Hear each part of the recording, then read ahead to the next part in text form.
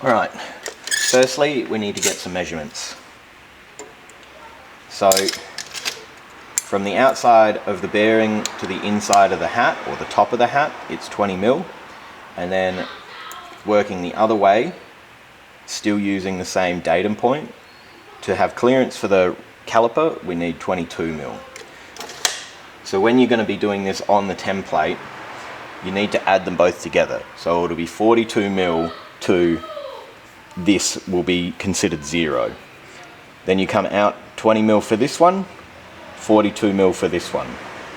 From there, you can work out the angle of clearance for your caliper, which will be, mine's set to about 125 mil.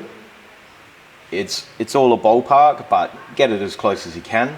And then from there, you need to measure how far it is from the start of the angle to the center of the bearing, which is all about 180 mil again.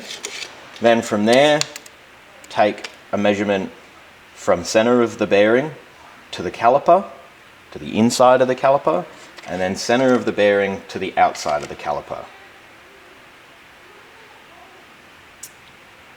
Alright, we've got all of the measurements we need, so let's go to the table and cut out the template. Firstly, we have the bearing center line, which is where we've gotten all of our measurements from. Then we need to make sure that we have clearance around the bearing cap. From there, we have the PCD line, which this is our stud pattern. The next line is 112 mil. This is the inside of the caliper measured to the bearing center line.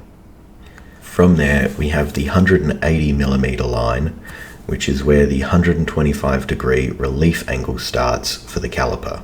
Finally, the last line, 214 mil, is total clearance. So this should clear all parts of the brake caliper or pads. Alright, let's head back to the car. Line up this center mark with the center of the bearing. We've got clearance and we've got clearance.